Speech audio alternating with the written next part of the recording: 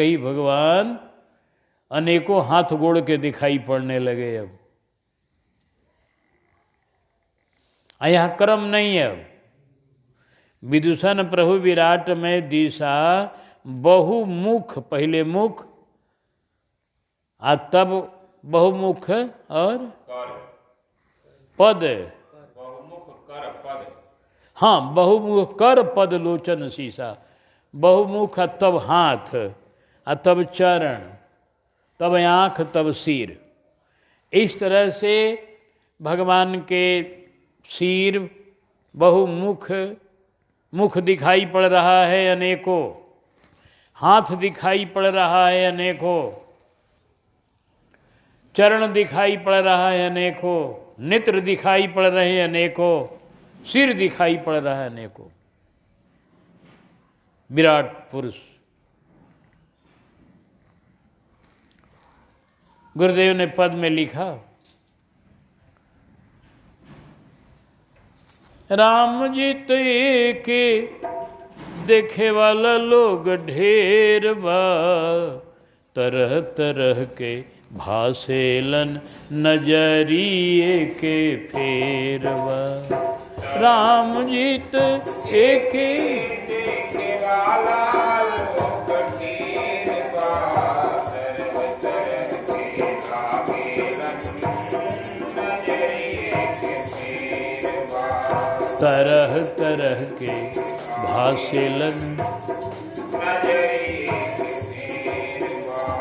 जनक नगर के रंगमंच पर अइलन लक्ष्मण राम जी। जनक नगर के रंगमंच पर अइलन लक्ष्मण राम जी। हाँ अरे शोर भइल बा चारू ओरी नगरी में तमाम जी। शोर भइल बा चारू नगरी में तमाम जी। अरे जल्दी चला हो, जल्दी चला देखे अब तनिको नाही देर बा। तरह तरह के भासेलन नजरिए के फेरवा। तरह तरह के भासेलन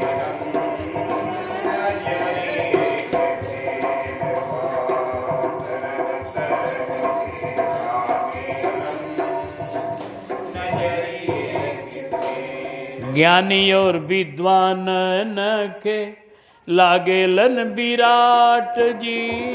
ज्ञानी और विद्वान के लागेलन विराट जी। हाथ गोड़ मस्तक हजारन गो के ठाट जी। हाथ गोड़ मस्तक हजारन गो के ठाट जी। तुलना में ना इंद्र चंद्र, तुलना में ना इंद्र चंद्र वरुण कुबेर व। किसिम किसिम के हसेलन नजरिए के फेरवा। तुलना में ना इंद्र चंद्र और वरुण कुबेर।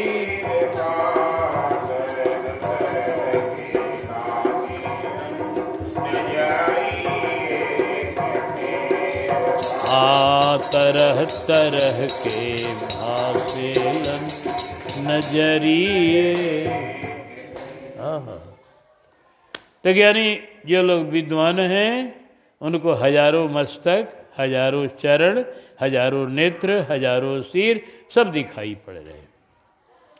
यह विराट रूप विद्वान लोग के मन की भावना के अनुसार दर्शन हो रहा है। ये विराट रूप को अर्जुन को दिखाया था भगवान ने गीता में, और कहा था कि देखो अर्जुन सब कुछ मैं ही हूँ। तो विराट रूप को दिखा कर के भी दिखाया था कि देख लो महाभारत का रण हो चुका है। सब देखो काल के मुंह में जा रहे हैं, जितने वीर लोग हैं सबको भगवान ने देखा। तो यह विराट रूप गीता का भी है, गीता में दिखाया गया अर्जुन को। आज भगवान राम कृपा करके यह विराट रूप जनकपुर में जुटे हुए सब विद्वानों को दिखा रहे हैं। हाँ, राघव कृपा करके, क्योंकि विराट रूप दुर्लभ है, अर्जुन देख सकते हैं, जिसको दिव्य नेत्र दे भगवान वही देखेगा। लेकिन यहाँ कृपा करके भगवान जितने विद्वान जुटे हैं सबको विराट रूप में दिखाई पड़ रहे हैं। विदुषण प्रभु विराट मय दिखा,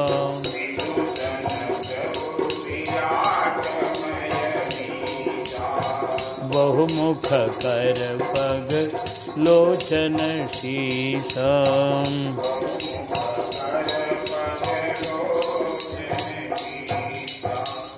यानी जिस रूप के लिए बड़ी बड़ी तपस्या और बड़ी बड़ी जो साधना करनी पड़ेगी तब कहीं जाके विराट रूप का दर्शन होगा, आज कृपा करके ठाकुर जनकपुर में इस सुंदर रंगभूमि में बिना आयास प्रयास के दर्शन दे रहे। क्यों कि जनकपुर के जितने लोग हैं प्रायः सब साधु हैं।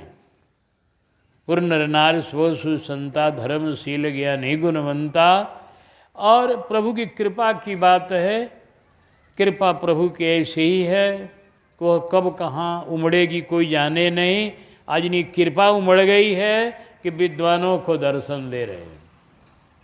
जितने विद्वान हैं वेद के उनको विराट रूप में दर्शन हो रहा है।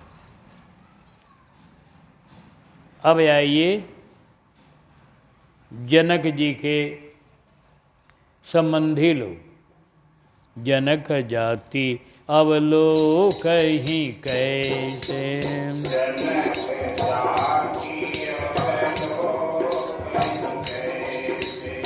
सजन सगे प्रिय लागहि जैसे,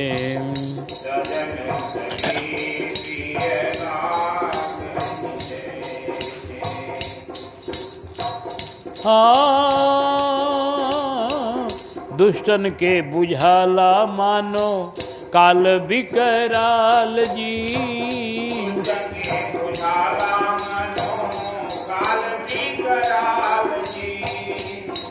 जनक जी के भाई लोग, जनक जी के जाति भाई लख के निहाल जी, जनक जी के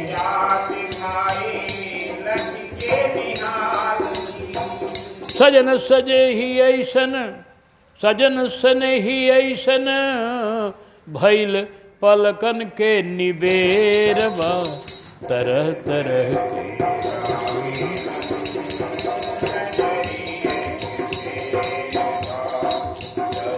तरह के भाव से लनन जरिए के फेरवा। महाराज जनक जी के जितने भाई लोग हैं उनको ऐसा लग रहा है कि हमारे कोई सगे संबंधी हो। जनक जी के जाति भाई, क्योंकि जनक जी स्वयं 10 भाई हैं, ये जान लीजिए। इनके पिताजी का नाम हरस्वरोमा है। जनक जी के हरस्वरोमा जी के 10 बेटे हुए, 3 रानियां थी उनको,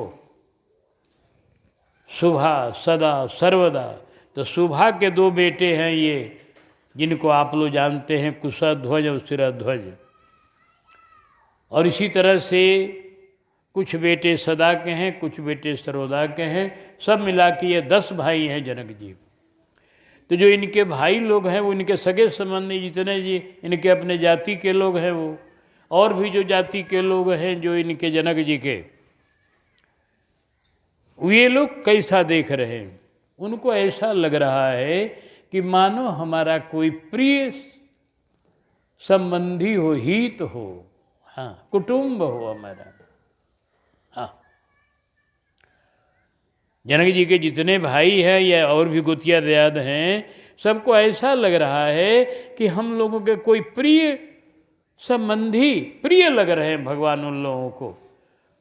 सजन सगे प्रिय, सगे माने एकदम सगा, अपना एकदम खास, कोई खास संबंधी जैसे प्रिय लगता है, ऐसे लोगों को लग रहा है कि राघव हमारे खास कोई संबंधी हैं। उनको ऐसा भाव मन में आ रहा है कि हमारे ये खास संबंधी हैं, ये जनक जी के दामाद बनेंगे ही हमारे संबंधी हैं।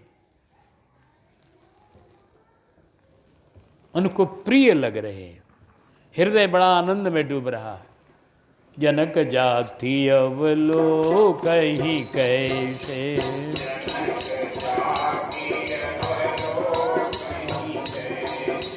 सजन सगे प्रिय लागहि जैसे।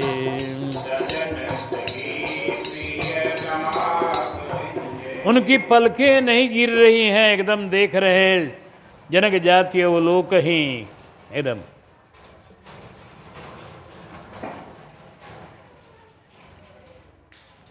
देखिए महापुरुष का वर्णन देखिए गोस्वामी जी का, कैसे क्रम से वर्णन कर रहे। पहले राजाओं का वर्णन किया, तब पूर्ववासियों का वर्णन किया, नारियों का वर्णन किया, विद्वानों का वर्णन किया, एक से एक बढ़ चढ़ के वर्णन करते जा रहे।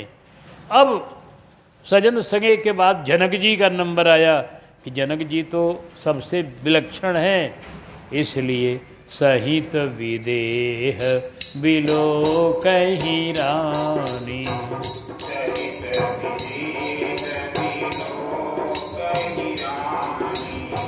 शिशु सम प्रीति न जाति बखानी, शिशु सम प्रीति न जाति बखानी। देखो यहाँ विदेह शब्द है। रानी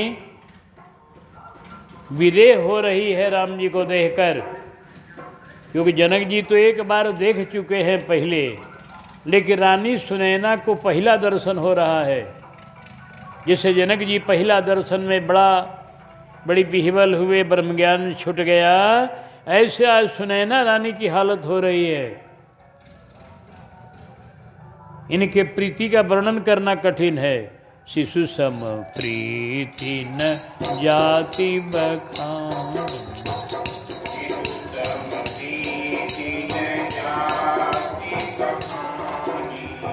इनको किशोरी जी को बड़ी प्यार की है बचपन में। इनको बालक को प्यार करने का जो आनंद है, वात्सल्य रस है। इनके एक बेटा भी हुए हैं जिनका नाम क्या था, किशोरी जी के भाई लक्ष्मी निधि। तो लक्ष्मी निधि को भी गोद में खिलाई हैं, तो इनको बच्चे को खिलाने का आनंद मालूम है। तो इनको ऐसा लग रहा है श्री सुनैना महारानी को कि मानो हमारा कोई बच्चा हो। शिशु सम प्रीति, इनको राम जी के प्रति वात्सल्य उमड़ रहा है। जैसे किशोरी जी के प्रति वात्सल्य था, वही वात्सल्य राम जी के प्रति हो गया है, क्योंकि राम और सिया एक हैं। बस खाली पलटा खा गया है। जो किशोरी जी के प्रति वात्सल्य था, वही इस समय वह राम जी के प्रति हो गया। और शिशु सम प्रीति, जैसे अपने बच्चे के प्रति माँ का प्यार होता है, वात्सल्य होता, ऐसे ही आज मैया सुनैना का हृदय उमड़ रहा है। शिशु सम प्रीति न जाति बखानी, शिशु सम प्रीति न जाति बखानी। अब तक का प्रीति कुछ वर्णन किए, अब कह रहे हैं कि प्रीति का वर्णन करना कठिन हो रहा है, क्योंकि अब जनक जी का परिवार का हम वर्णन करने जा रहे हैं। जनक जी की स्थिति विलक्षण है, जगत में रहते जगत से अलग है, सब व्यवहार करते हुए विदेह है। राम जी को जब से देखे हैं तब से राम जी के रूप में दिन रात डूबे रहते हैं। इनकी स्थिति और लोगों से और विलक्षण है, अब इनका वर्णन करना कठिन है। अब अवर्णनीय तत्व का वर्णन कर रहे हैं गोस्वामी जी। अब तक जो वर्णन किए थोड़ा बहुत किए, लेकिन अब कहते हैं कब हम वर्णन कैसे करें। शिशु सम प्रीति न जाति बखानी, प्रीति का वर्णन करना बड़ी कठिन है। वह जनक सुनैना की जो प्रीति है वह बहुत अवर्णनीय।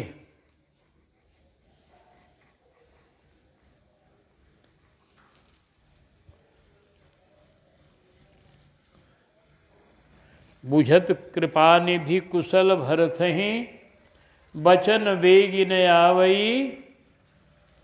सुन शिवा सो सुख वचन मन से भिन्न ज्ञान जो पावई। वर्णन कैसे कोई करेगा। भगवान का जो दिव्य आनंद है, उस आनंद का जो पाया है वो जानता है, वो भी वर्णन नहीं कर सकता है, जानता है जरूर। जान जो पावई, और वर्णन नहीं करे। वर्णन तो होगा ही नहीं।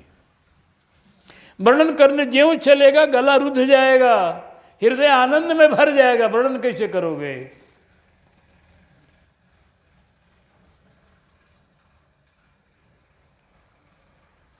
इसलिए सहित विदेह बिलो कहीं रानी, सहित विदेह। अरे जनक सुनैना जी के, गुरुदेव की वाणी, जनक सुनैना जी के गोदी में के बबुआ, जनक सुनैना जनक सुनैना जी के गोदी में के बबुआ, जनक सुनैना। अरे पियासिया के मिथिला निन के पाहु न दुलारू,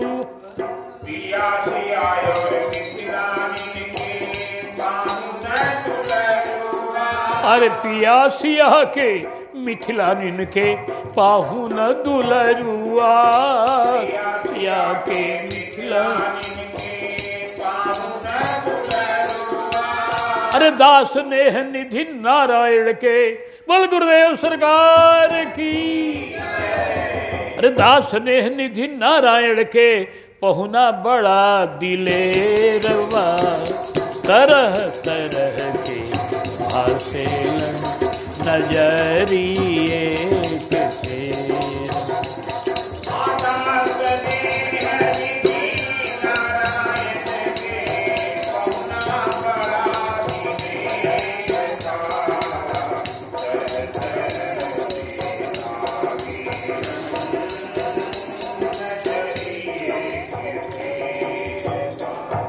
हाँ, गोदी में के बबुआ, वर्णन नहीं होगा। शिशु संप्रीति न जाति बखानी,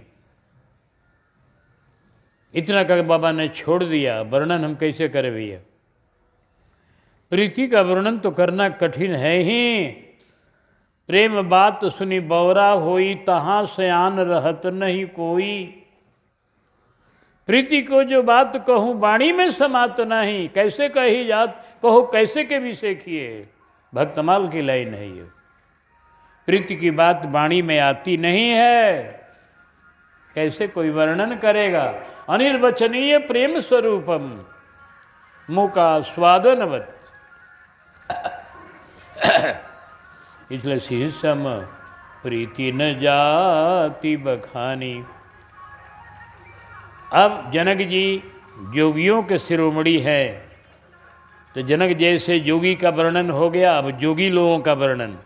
जोगिन परम तत्वमय भाषा,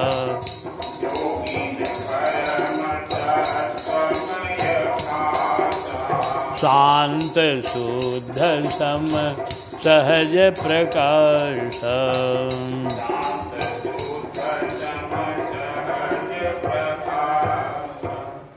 योगी लोग भी यहाँ हैं। जनक जी स्वयं योगियों के शिरोमणि हैं, जोगी राज हैं। तो योगी लोग जो जुटे हुए हैं, योगी किसे कहते हैं?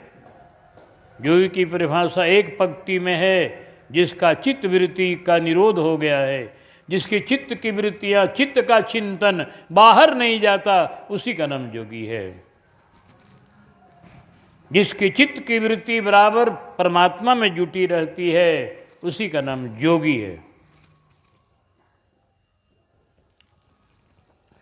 तो ऐसे योगी लोग भी यहाँ हैं। उन लोगों को क्या मालूम हो रहा है? देव बाबा ने कितना कमाल किया इस दृश्य में। सब तरह के भक्तों को, योगियों को, ज्ञानियों को जुटा दिया। यह बता दिया कि राम ही सबके उपास्य है। तो योगिन परम तत्व है। परम तत्व का माने तत्वों का निर्णय किया गया है शास्त्र में। योग शास्त्र में 24 तत्व है। 25वां तत्व परमात्मा, उन्हीं को परम तत्व कहा गया है।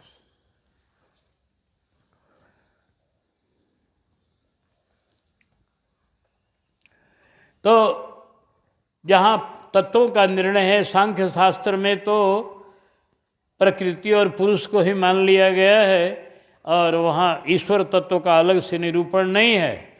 लेकिन योग शास्त्र में 24 तत्वों के बाद एक परम तत्व का निर्णय लिया गया है, ईश्वर।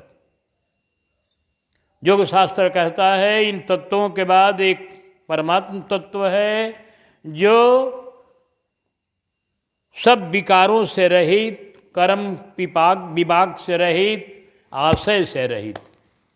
सब विकारों का माने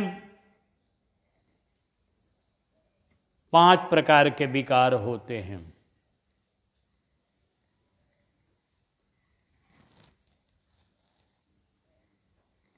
यह विषय योग शास्त्र का है। आप सब बैठे हुए सुनने वाले बड़े बड़े ज्ञानी लोग भी हैं यहाँ, इसलिए आपको उस योग शास्त्र को हम बता रहे हैं। तो वह परमात्मा 5 विकारों से रहित है। 5 विकार कौन है? अविद्या, अस्मिता, राग, द्वेष, अभिनिवेश। अविद्या माने अज्ञान, ब्रह्मात्मा को अज्ञान नहीं है। अस्मिता माने अहंकार, परमात्मा को अहंकार भी नहीं है। राग माने कहीं मन लग जाना, राग द्वेष, परमात्मा को नहीं। अभिनिवेश का माने होता है, अब इसका तो व्याख्या करना कठिन अभी हमको है, क्योंकि शास्त्र ऐसे ही है विचित्र, जिनका हमेशा व्याख्या करना। लेकिन अभिनिवेश माने मुख्य रूप से ही लोग मानते हैं कि देह में परमात्मा भाव का भावना हो जाना, देहात्म बुद्धि हो जाने, यह अभिनिवेश विकार है। या और इसकी कुछ व्याख्या हो, विद्वान लोग करते हो, क्योंकि शास्त्रों की व्याख्या का अंत भी नहीं है। और कर्म, कर्म का मतलब कि जो कर्म है हमारे, जो हम करते हैं, परमात्मा को कर्म का बंधन नहीं लगता है, वो कर्म से रहित है, वो सब करेगा। अब कृष्णावतार में भगवान ने क्या नहीं किया? रामावतार की तो कोई बात नहीं है, उन्होंने तो कुछ ऐसा किया ही नहीं जिस पर आप कुछ बोल सकते हो। लेकिन कृष्णावतार में तो बोल सकते हैं। उन्होंने चोरी किया माखन का, गोपियों के संग नाच किया, नृत्य किया, परनारियों का हाथ पकड़कर नाचे। इसे देखने में वो परनारी नहीं है, लेकिन मैंने दुनिया की दृष्टि में कोई कह सकता है, लेकिन वो गोपियाँ परनारी नहीं हैं, वो तो वेद की ऋचाएँ हैं। सब ऋषि मुनि हैं दंडकारण्य के, जिनका रहस्य आपको रासलीला के प्रकरण में खूब बढ़िया से बताया गया है, 2 दिन पहले, 4 दिन। तो वो परनारी नहीं है प्रभु के लिए, सारा जीव ही उनका अपना है। सबके वो पति हैं, सबके वो पिता हैं, सबके सब कुछ है। उनको अपना पति मान लेने में किसी के पातिव्रत्य भंग नहीं है। हाँ, तो इसलिए, लेकिन दुनिया की दृष्टि में, दुनिया तो अपने दृष्टि से देखेगी तो कह सकती है हाँ स्वयं परीक्षित जी ने यह शंका किया, कहा कि हे सरकार, भगवान तो शंका इसीलिए कर लिया कि दुनिया वाले शंका करेंगे, उन्हें कौन जवाब देगा, तो पहले ही हम ही शंका करके जवाब इनसे ले ले सुखदेव जी से। उन्होंने कहा कि प्रभु, आप कहते हैं कि भगवान ने गोपियों के संग रास किया, नाचा गाया, तो ये बताइए कि भगवान तो धर्म के लिए अवतार लिए थे, अब फिर उन्होंने कैसे ग्वालिनों को बुलाकर उनका हाथ पकड़कर नाचा, उन्हें गले लगाया, ये ऐसा क्यों किया? तब उन्होंने समाधान दिया है, परीक्षित, समर्थ कहूँ नहीं दोष गोसाई, रवि पावक, भगवान समर्थवान हैं, वो सबके साथ रहते हुए सबसे अलग है। वो गोपियों को गले लगाते हुए भी अखंड ब्रह्मचारी है। जैसे शंकर जी ने विष पी लिया, उनको सामर्थ्य है, सब कोई नहीं पिएगा, पिएगा तो मर जाएगा, उनको सामर्थ्य है। अग्नि सब खा जावे, उनको सामर्थ्य है। उसी तरह से भगवान का वो सामर्थ्य है, उनको कोई दोष नहीं लगता है, उनकी वो सामर्थ्य है। गंगा जी में सब तरह का जल बहता है, फिर भी गंगा जी अपवित्र नहीं होती है, उनके जल को शिव जी पर चढ़ाया जाता है। कोई नहीं कहता है कि हम बक्सर का जल शिव जी को नहीं चढ़ाएंगे, करुणासा का जल मिला हुआ है, कभी कहते हैं आप? करुणासा बगले में न है, चौसा में, और वो जल बह कर आ रहा है इसी में, गंगा जी में मिल गया तो पवित्र हो गया। इतना सामर्थ्य गंगा जी को है, तो समर्थ को दोष नहीं लगाया जाता है। परीक्षित, भगवान समर्थवान हैं, वो जो भी कुछ किए उचित किए, उनके यहाँ दोष जाता ही नहीं है। तो भगवान कृष्ण या भगवान राम, ऐसे राम जी में तो कोई ऐसा है ही नहीं है कि आप कुछ कहिएगा, वो तो जो भी कुछ किए वो मर्यादा में और एकदम बिल्कुल वही जो करना चाहिए। उन्होंने कोई ऐसा कार्य किया ही नहीं राम जी ने जिसे आप देख करके कोई प्रश्न उठाओ। वह भी उनकी एक लीला है, लेकिन कृष्णावतार भी एक उनकी लीला है। दोनों भगवान एक ही हैं। कृष्णावतार में अपना सामर्थ्य दिखाए कि देखो मैं गोवर्धन उठा रहा, देखो मैं काली नाग पर नाच रहा हूं, मेरी देखा देखी मत करना। करना हो तो काली नाग पर पहले नाचो। अगर तुमको हो कि हम कन्हैया की तरह हम भी करेंगे कोई कार्य, तो पहले कन्हैया की तरह गोवर्धन उठाओ। हाँ, एक बार किसी मनचले व्यक्ति ने भागवत पढ़ लिया, बड़ा धनी आदमी था वो। अब भागवत में पढ़ा कि भगवान कृष्ण को 16,108 रानियाँ थी, तो कहा करे जब हमारे भगवान इतना रानी रखे 16,108, और वो धनी था, पैसे की कमी नहीं थी, तो हम कम से कम 8 गो तो रखेंगे ही, 8 गो हम विवाह करेंगे। वो लगा विवाह करने, जगह जगह जगह जगह पैसा के बल पर विवाह उसका हो जाता। 4 गो विवाह तो हो गया। 5वां विवाह के बेर जहाँ जावे तहाँ झूठ बोल के ब्याह कर लेवे, कोई जाने नहीं, ब्याह कर दे। 5वां के बेर उसका भेद खुल गया कि विवाह किया है, 4 गो 5वां कर रहा। तो लड़की वाला कहा नहीं नहीं, ऐसे जगह मैं अपनी बेटी को नहीं दूंगा जहाँ 4 गो पहले सौत बैठी है, नहीं। वो धनी था, कहा कि अब तुम हाँ करके ना ही करोगे, तुमको दम नहीं छोड़ूंगा मैं, विवाह करना पड़ेगा। कहा कुछ भी करोगे हम नहीं करेंगे। वो कचहरी में केस कर दिया कि हमको वचन दे करके हमारा इतना पैसा लेकर विवाह नहीं कर रहा। पैसा की बात नहीं कहा, पैसा तो लड़की वाला देता है सब जगह, लेकिन मैंने करार की बात कहा। तो जब केस कर दिया तो जज बुलाया दोनों को। जज ने कहा क्यों जी, तुमने हाँ हाँ कहा था इसको? कहा हाँ सरकार, कहे थे हम। नहीं कहे तब कर रहे हो? कहा नहीं कर रहा हूँ सरकार, इनका 4 गो विवाह हुआ है, पूछिए इनसे। क्यों जी आपका विवाह 4 हुआ है? कहा हाँ। तो 5वां काहे कर रहे हो? तब काहे कर रहे हो? एक ही विवाह आदमी का होता है, तेरा 4 हो गया है, 5वां काहे कर रहा है? कहा महाराज हमारे भगवान की परंपरा है, हमारे भगवान ने 16,108 विवाह किया, हम 8 वो करेंगे तो क्या हो जाएगा? वो अच्छा अच्छा तुम भगवान की परंपरा देख रहे हो? कहा हाँ। जज भी कुछ था विद्वान, कहा कि भागवत पूरा पढ़े हो क्या अधूरा पढ़े हो? कहा कि पूरा पढ़े। ठीक है, पहले एक काम करो, आज मैं न्याय नहीं करूँगा, कल न्याय करूँगा, कल सुनूंगा। अभी एक काम करो, हमारे यहाँ बड़ी स्नान ध्यान में दिक्कत होती है मुझको, एक पत्थर पड़ा हुआ है हमारे घर के थोड़ा दूरी पर, उसको उठा करके हमारे घर में कर दो, कल करके आना। सोचा कि बड़ा बढ़िया जज साहब कुछ सेवा कर देंगे तो हमारा न्याय हमारे तरफ दे देंगे, लोग यही ना करते, खुशामदी। बड़ा प्रसन्न हुआ, कहा हाँ कर देंगे। कहा बस उठा कर रख देना मेरे घर में, फिर कल न्याय करेंगे। गया देखा चट्टान था, वो बड़ा बड़का चट्टान था, वो सैकड़ों मन का चट्टान था पूरा दूर में। अब कहा था कि अगर घर में ना घुसे तो दरवाजे पर भी रख दोगे तो काम चल जाएगा।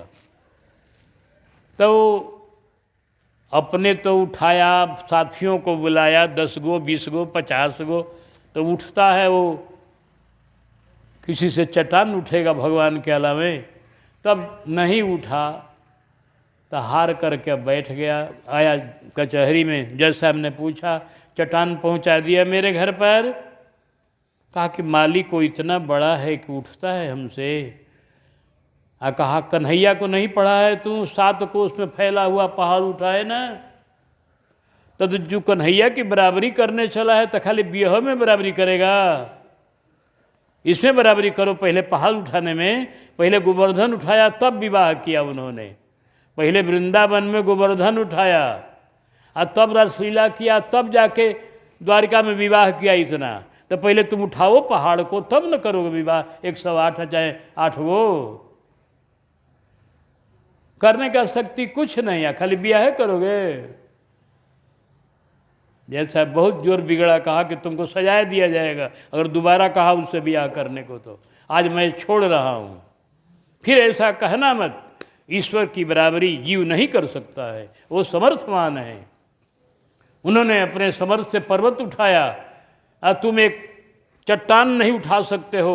और वो 7 कोस में फैले हुए पर्वत को 7 दिन 7 रात अपने कानी अंगुरी के नख के अग्रभाग पर, वो बायां हाथ के 7 दिन तक 7 रात तक रखा, और तुम उनकी बराबरी करने चले हो। इसलिए भगवान की बराबरी करना यह महान भूल है। भगवान की भगवत्ता के सामने नतमस्तक रहना चाहिए, उनको प्रणाम करके उनकी भक्ति करनी चाहिए। समर्थ कहूँ नहीं दोष गोसाई, रवि पावक सुर सर की नाई। तो भगवान समर्थवान है, उनके कोई दोष के ऊपर दृष्टि नहीं डालना है कभी भूल कर भी। तो हमारे जितने यहाँ जोगी लोग हैं, जोगिन परम तत्वमय भाषा,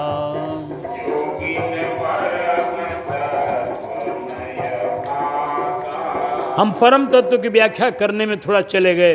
ये कृष्ण अवतार के चरित्र में परम तत्व भगवान हैं, और वो कर्म से रहित हैं, उनको कोई कर्म फल नहीं लगता है। कुछ करें, चोरी करें तब, रासलीला करें तब, उनको कोई दोष नहीं लगता है। वो कर्म से रहित है, कर्म विपाक से रहित है, कर्म फल से रहित हैं, वो जाति से रहित है, वो जन्म से रहित हैं, वो आयु से रहित हैं, वो मृत्यु से रहित हैं, वो दुनिया के भोग से रहित हैं।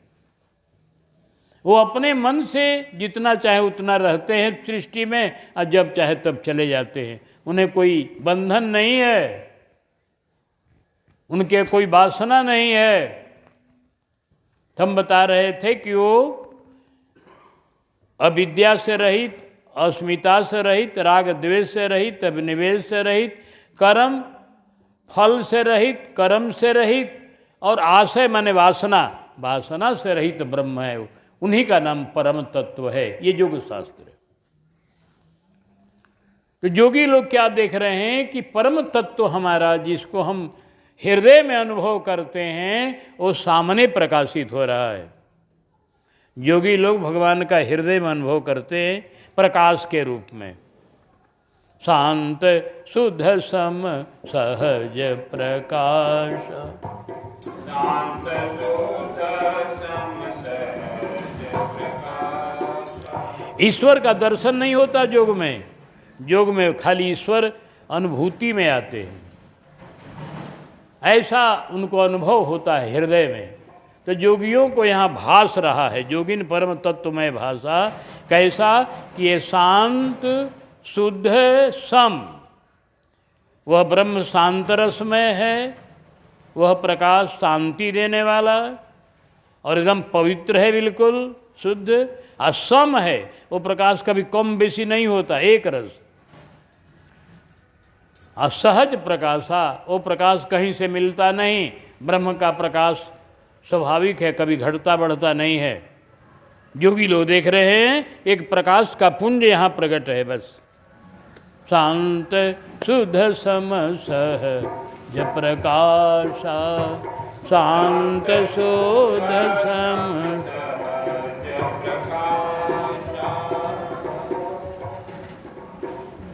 हरि भगतन देखे दो भ्राता, हरि भगतन देखे दो भ्राता।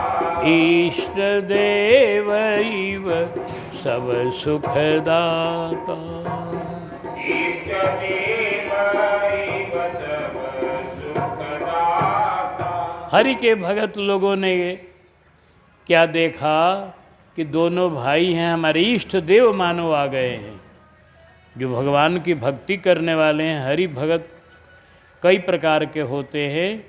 कोई राम का भगत, कोई कृष्ण का भगत, कोई बाल रूप का भगत, कोई दुल्हा रूप का भगत, कोई राजा रूप का भगत, कोई वृंदावन बिहारी का भगत, कोई द्वारकाधीश का भगत, कोई नरसिंह भगवान का भगत, कोई बामन जी का भगत। हरि भगत कई प्रकार के होते हैं। इसलिए अपनी अपनी भावना के अनुसार अपने इष्ट देव को ये लोग देख रहे हैं।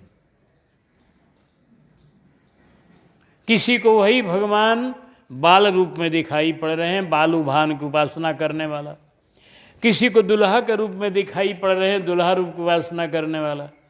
किसी को कृष्ण रूप में दिखाई पड़ रहे हैं, कृष्ण की उपासना करने वाला। किसी को बामन रूप में दिखाई पड़ रहे हैं, बामन जी की उपासना कर। जिसका जो इष्ट है उसी रूप में वो दिखाई पड़ रहे, एक ही भगवान इष्ट देव इव सब सुखदाता। सब सुखदाता का मतलब है कि और कोई है दुनिया का आदमी, आपको माता जो आपकी है वो माँ का सुख दे सकती है। आपकी पत्नी जो है वो पत्नी का सुख दे सकती है। आपका बेटा जो है वो बेटा का सुख दे सकता है। कुछ कुछ, पूरा नहीं, पूरा कहाँ से देगा, उसको समर्थ कहाँ, लेकिन कुछ देगा तो बेटा का सुख देगा। लेकिन भगवान को ये सामर्थ है, को माता का सुख भी देंगे, पिता का सुख भी देंगे, भाई का सुख भी देंगे, मित्र का सुख भी देंगे। इसीलिए कहा जाता है कि त्वमेव माता च पिता त्वमेव, त्वमेव बंधु च सखा त्वमेव, त्वमेव विद्या द्रविणम। द्रविणम मने लक्ष्मी, द्रव्य, द्रव्य द्रविणम त्वमेव, त्वमेव सर्वम मम देव देव। भगवान सबका सुख देंगे, माई का, बाबू का, भाई का, भतीजा का, नाती का, पोते का, सब सुख देंगे आपको एक साथ। उनको सामर्थ्य है इतना। इसीलिए भगत कहते हैं कि तुम ही हो माता पिता, तुम ही हो बंधु सखा, तुम ही हो माता पिता, तुम ही हो बंधु सखा, तुम ही हो साथी तुम्ही सहारे, कोई न अपना सिवा तुम्हारे। तुम्ही हो साथी, तुम्ही सहारे, कोई न अपना सिवा। अरे तुम्ही हो नैया, तुम्ही खेवैया, तुम्ही हो माता पिता, तुम्ही हो नैया।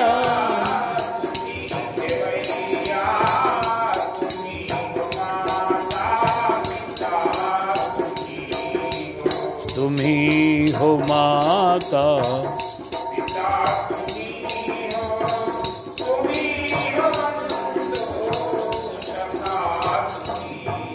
अरे जो फूल सके ना वो फूल हम हैं, तुम्हारे चरणों की धूल हम हैं। जो खिल सके ना वो फूल हम हैं, तुम्हारे चरणों की धूल हम हैं।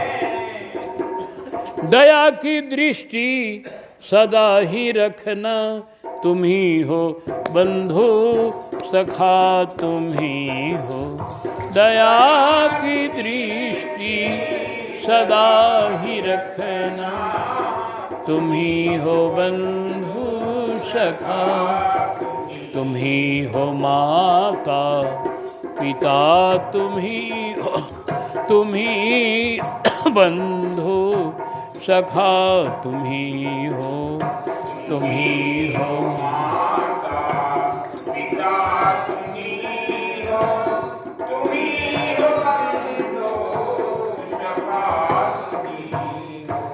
त हरि भगतन देखे दो भ्राता, इष्ट देवैव सब सुखदाता। मैंने सब तरह के सुख देने वाले, माता का सुख, पिता का सुख, मित्र का सुख, जितना भी है सब तरह के सुख को प्रदान करने वाले भगवान दिखाई पड़ रहे हैं भक्तों को, उनकी अपनी भावना के अनुसार। हाँ, जोगी लोग के दूर से प्रकाश ऐसन भासेलन, जोगी लोग के दूर से प्रकाश ऐसन भासेलन, भक्तन के भगवान होके प्रेम फांस में फांसेलन, भक्तन के भगवान होके प्रेम फांस में फांसेलन। अरे वीरन खातिर जैसे, वही भगवान भक्तों के लिए भगवान, जोगी लोगों के लिए प्रकाशमान, और वीरन खातिर जैसे गजराज ऊपर शेरबा, तरह तरह के डालेलन नजरी।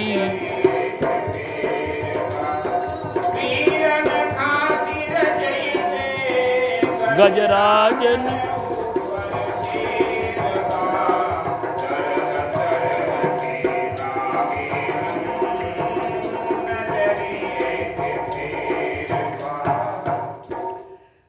जनक जी का वर्णन जोगियों से पहले किया, क्योंकि जनक जी जोगियों में शिरोमणि हैं। भक्तों से पहले किया क्योंकि वो भागवताचार्य हैं, जनक जी का वर्णन। अब भक्तों का अंत में वर्णन करके और किशोरी जी का वर्णन करने जा रहे हैं। गोस्वामी जी कहते हैं कि राम ही चितव भाय जहि सिय, सो स्नेह सुख नहीं कथनीय। किशोरी जी का अंत में वर्णन कर रहे हैं, क्योंकि अब तक वर्णन कुछ कुछ करते गए, अब बिल्कुल वर्णन कुछ नहीं करेंगे, ऐसा भाव से पाला पड़ गया। किशोरी जी का जो भाव है, जो इनका सुख है और जो इनका स्नेह है, तीनों राम ही चितव भाय जहि सिया, असो स्नेह सुख नहीं कथनीय। ये कथनीय नहीं है, ये कहने लायक नहीं है, ये वाणी में आने लायक नहीं है, अनिर्वचनीय है, अवर्णनीय है, अकथनीय है।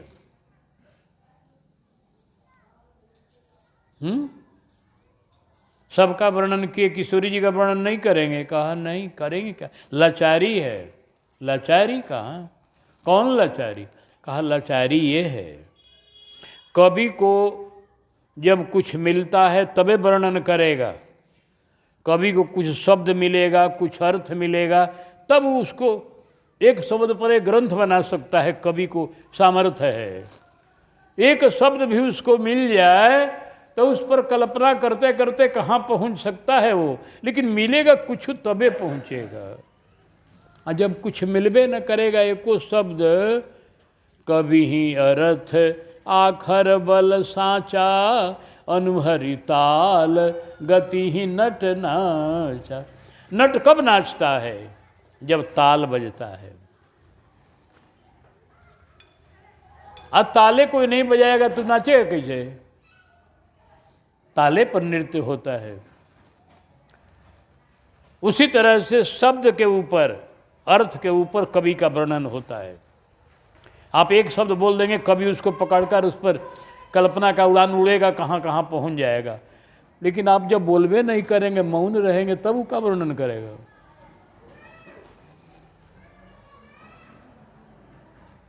कहते हैं गोस्वामी जी को हम क्या करें? किशोरी जी अपने अनुभव कर रही हैं, पूरे अनुभवती। मैं उनके हृदय का चित्र ले रहा हूं गुरु की कृपा से। वाणी से तो नहीं है कुछ कह रही हैं, हृदय में भी कहती तो मैं वर्णन करता, लेकिन उरानुभवत न कही सक सो। वो एको शब्द नहीं बोल रही है मन में, खाली राम जी को देख रही है।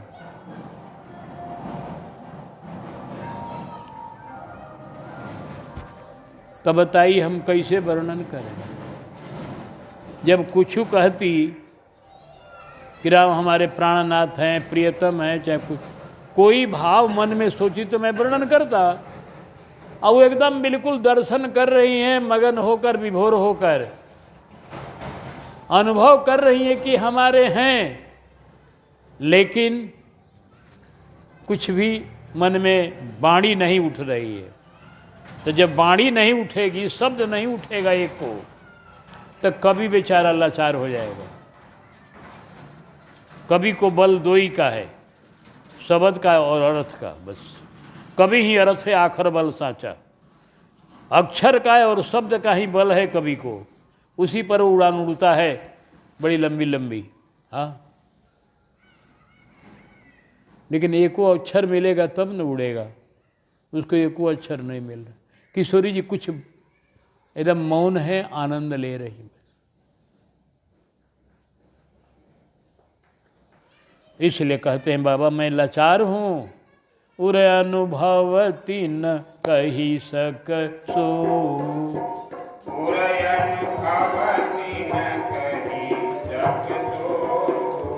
कवन प्रकार कहे कवि को।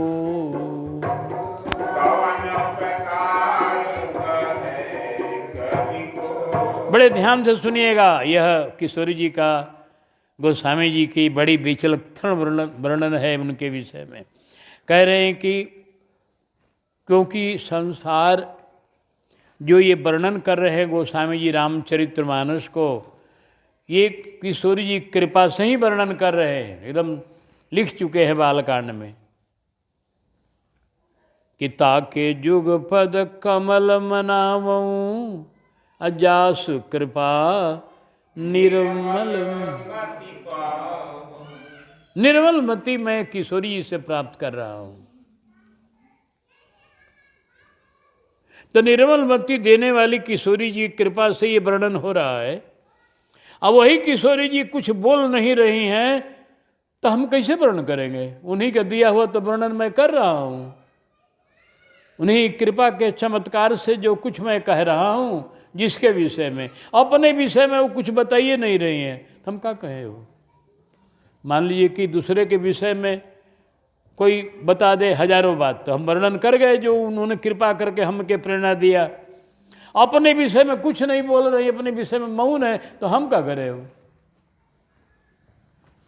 जिसका उन्होंने जो भाव मेरे दिल में प्रेरणा किया उसको वर्णन किया, आए अपने विषय में मौन है। तुरनुभवति न कही सकसो।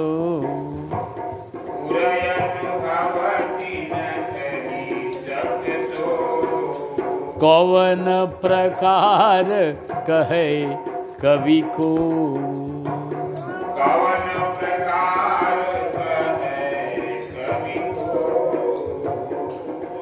हम ही नहीं कोई कवि नहीं कह सकता है। बाबा कहते कैसे कहेगा कोई?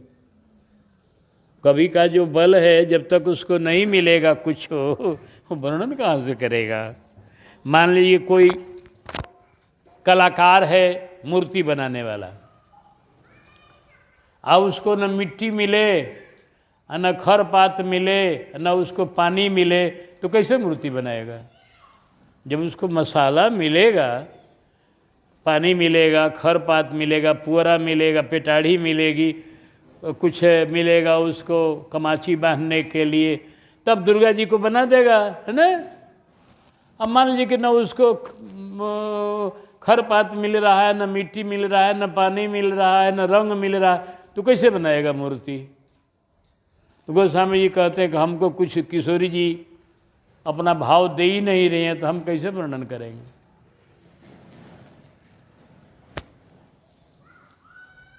बात ये भी है कि जगत के लोग पति पत्नी के भाव का अनुभव करने वाले हैं। पति पत्नी का संबंध तो दुनिया जानती है, दुनिया में प्रचारित है लोक में पति पत्नी का भाव और संबंध, लेकिन जानकी राम का जो भाव है वो पति पत्नी का नहीं है पूरा, बल्कि वहाँ एकत्व है। जो राम जी हैं वही जानकी हैं, जानकी हैं वही राम हैं। गिरा अर्थ जल बीच सम कहियत भिन्न न भिन्न,